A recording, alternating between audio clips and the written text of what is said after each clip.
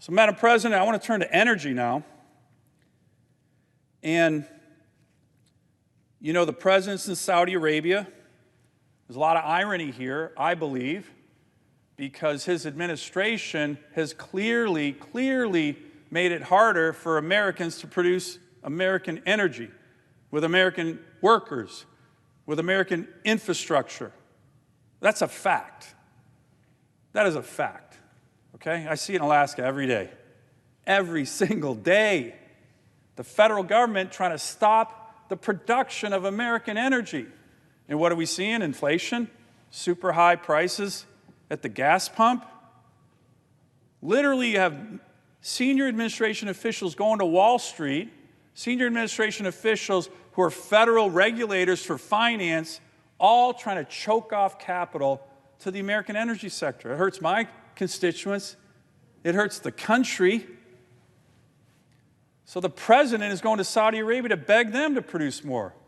He should send an envoy to Texas or an envoy to Alaska and say, hey, how can we produce more here? How can we produce more here?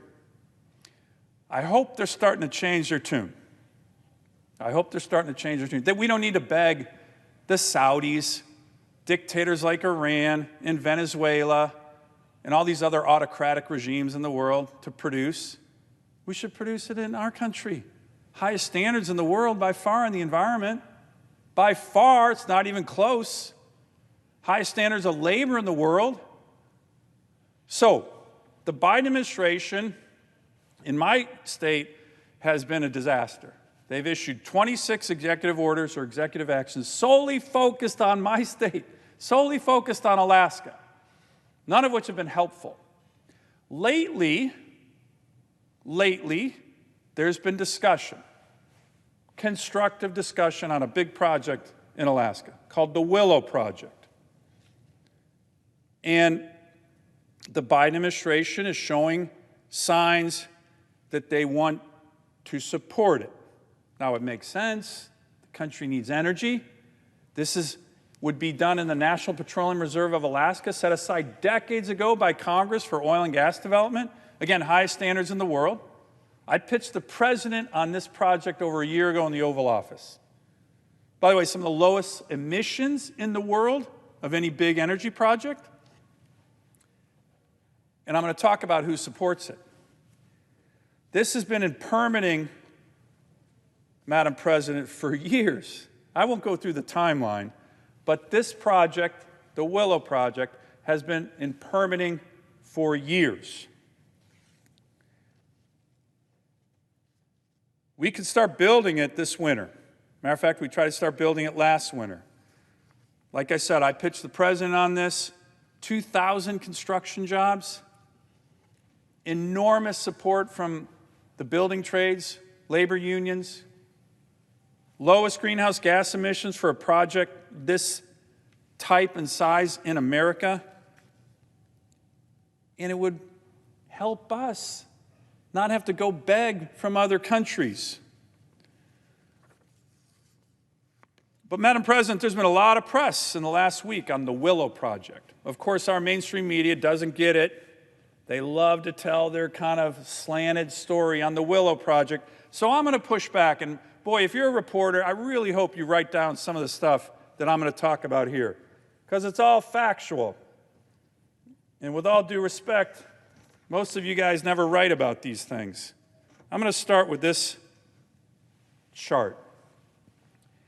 This is a really important chart in my mind. And it's important, Madam President, because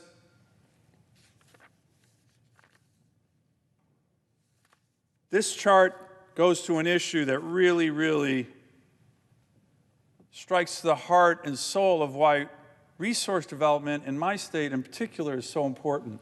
This chart is from the American Medical Association, and it looks at life expectancy from 1980 to 2014, 25 years, okay?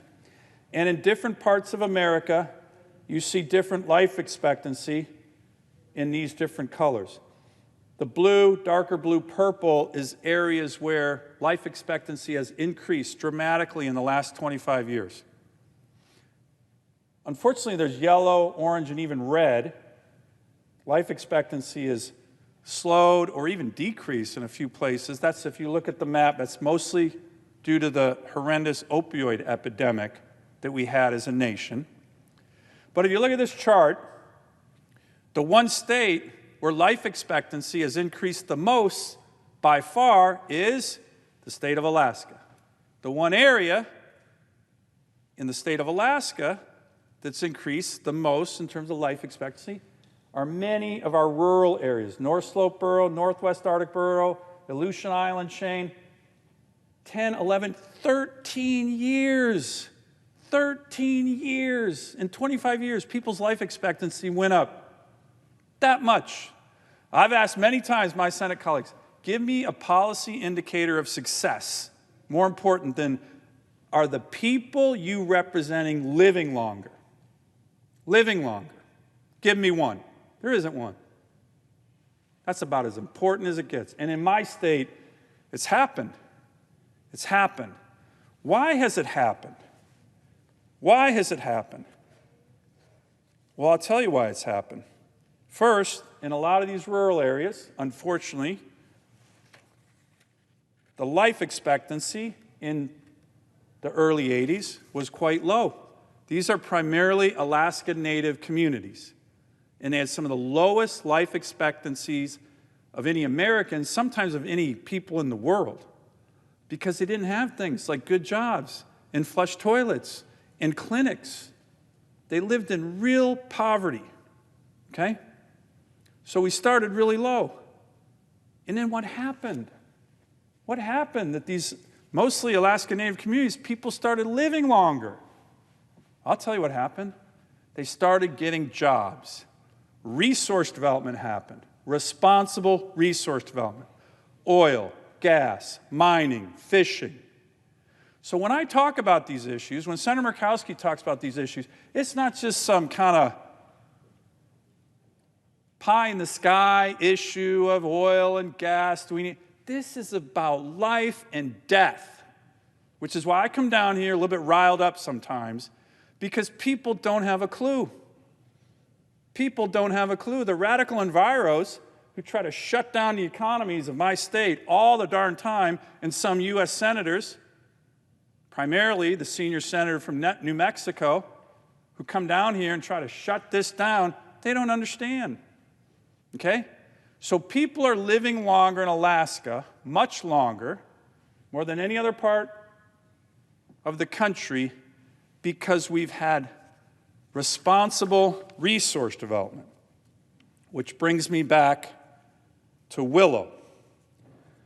So, again, you'll see all these articles in the Washington Post, all these stories. Heck, there's 3 this week, I think, about this one project.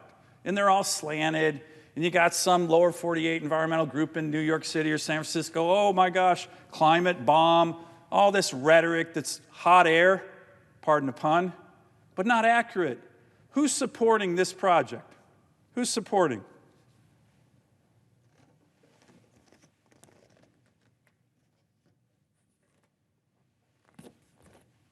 You have an incredible diversity of people supporting this project. First, the unions. Every major union in America, building trades, AFL-CIO, they're all supporting this project. They're all supporting this project. But Madam President, what I really want to emphasize is another group that's very special to me that supports the Willow project. And you see here some of the symbols of these groups right here, okay? Some are the Alaska Chamber, Oil and Gas Association, Resource Development Council, but most of these symbols here are the Alaska Native people.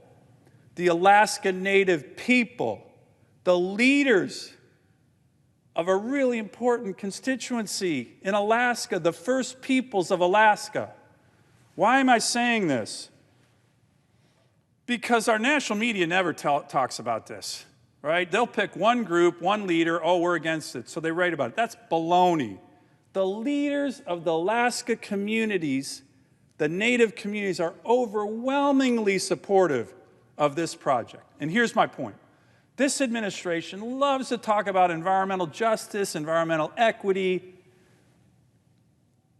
communities that have been discriminated against, to make sure they have access to proper environment. But you know what they do? They've been doing it for a year and a half. When they talk about environmental justice, environmental equity, they always forget about Alaska Natives. They purposely forget about Alaska Natives. I see it all the time. They can't do it this time. This project, and come on media, write the story. This project has overwhelming support by the Native leaders and Native communities in Alaska. So if you're for environmental justice, racial equity, all the things that the Biden administration says they're for, you better be a Willow supporter. And for those in the Biden administration, Gina McCarthy and others, someone should ask her, why are you discriminating against Alaska Native people? Because that's exactly what you're doing. So you have right here some of our Alaska Native leaders in this statement. The administration cannot proclaim to support meaningful tribal consultation and environmental justice while at the same time killing a critical resource project that supports the Inupiat communities of the North Slope. That's right there, from our great Alaska Native leaders. The Alaska Federation of Natives. I have their letter. That's the group representing every single Alaska Native organization in the state. The biggest group in the state fully supports the Willow project. The Angsa Regional Corporation leadership fully supports the Willow project. The Inupiat community of the Arctic Slope fully supports the Willow project. Senator Murkowski just put out a press release. Madam President, I'd like to submit it for the record. Without objection. Alaskans voice strong support for the Willow project. She has a huge list of Alaska Native groups and others who are supporting the Willow project. I'd like to submit for the record the AFN letter supporting the Willow project. Without objection. I'd like to submit for the record the Angsa Regional Association letter supporting the Willow project. Without objection. I'd like to submit for the record the ICAS Inupiat Community of the Arctic Slope letter supporting the Willow project. Without objection. So, Madam President, here's my point. The next time the media writes a big story on Willow and environmental justice and racial equity, which they love to do, in Alaska, they need to include this. Okay? This is the truth. They need to include the strong union support. Go talk to the laborers. Go talk to the building trades. Go talk to Sean McGarvey, Terry Sullivan, see what they think about Willow. There's one group that doesn't like Willow. It's the same group that doesn't like anything in America. It's the radical far-left environmental groups that are trying to shut down my state and keep Native Americans, Native Alaskans impoverished in Alaska. I'm not going to let that happen, Madam President. Here's one final thing. It's funny, not funny, amusing, not amusing. Again, this is really important. This is about life and death. You have all these stories about Willow in the national media. But what really kind of burns me up is there's a story, you know, they talk about the climate bomb, whatever the heck that means. It's not factual. But the one story I never see about federal lands, real big increases in oil and gas production, real big increases in emissions, that never gets written about, again, for our friends in the media, never, is what's going on in New Mexico. What's going on in New Mexico? Well, we know some of the members, senior senator from New Mexico, he loves to come after Alaska projects. I don't know why.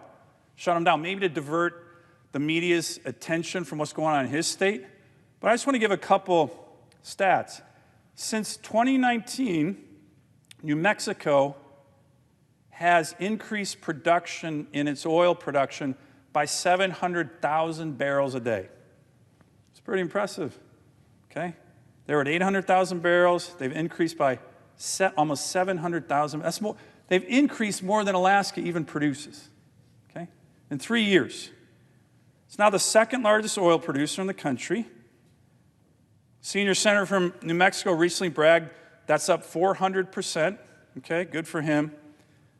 It's still amazing to me. He comes down here a lot, writes letters to try to shut down my state, but whatever, I don't go after New Mexico. But I do want our friends in the media to just kind of ask the questions, okay? Boy, oh boy. You want to talk about climate bomb?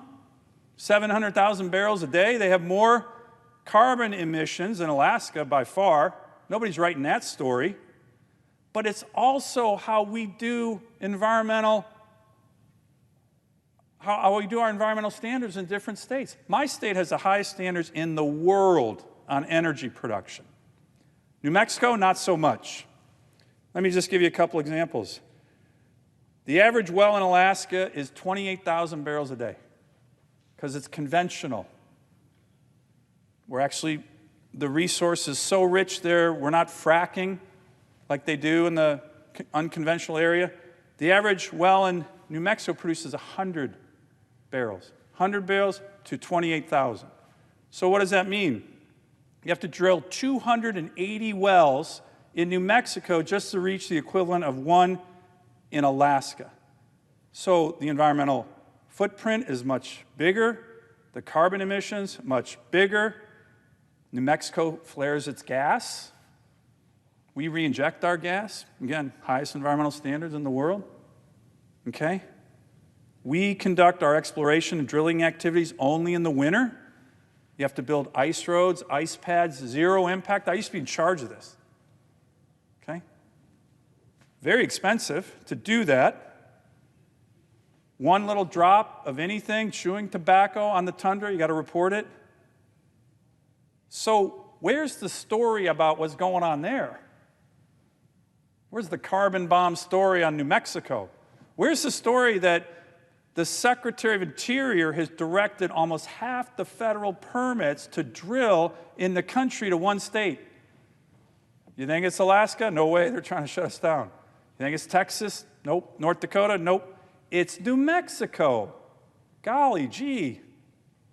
Isn't that interesting? I sure hope, look, it's terribly suspicious from my perspective that one state has received more federal energy permits in the last 15 months than all other states in America combined. Secretary of Interior is from New Mexico. Okay, maybe there's something there. But here's the bottom line, Madam President. There have been barrels of ink spilled on every single project in Alaska. Willow this week. But reporters shrugged their shoulders, looked the other way. Maybe it's because it's a blue state. We don't want to touch those guys. When it comes to New Mexico. No wonder Americans don't trust the media. I'm going to conclude with this quote. It's from a Wall Street Journal editorial written by the North Slope Borough Mayor, Harry Brower, a Nupiat leader of the North Slope community, and Rep. Josiah Pawcatuck, who's the state rep. These are two Alaska Native leaders elected. They are fully supportive of Willow. It was in the Wall Street Journal entitled, "Let Alaskans Sell American Energy to the World." And it was written in March as Russia was invading Ukraine. They said, quote, "Even as Russian tanks lined up on the Ukrainian border in February, the Biden administration froze U.S. drilling on federal lands and issued rules making it harder to build natural gas pipelines." By the way, that's the rule that I'm putting forward the CRA resolution to rescind.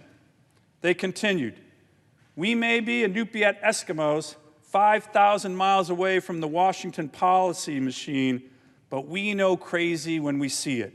And this is crazy. And the American people know it." Now look, the president is in the Middle East, meeting with allies, asking for the Saudis to produce more oil. But as he would say, come on, man. You got to start at home. You got to start at home. The Willow Project in Alaska, supported by the Native community, supported by the unions. I would guarantee supported by probably 90% of Americans. It's time to get things like this done. So our NEPA Congressional Review Act and our advocacy for common sense projects like Willow, supported by every single group in my state, and I sure hope the media writes about this, especially the Native people. If they shut this down, that will be the ultimate injustice to Indigenous people in Alaska. And they know it, and that's one of the many reasons why they shouldn't do it. I yield the floor.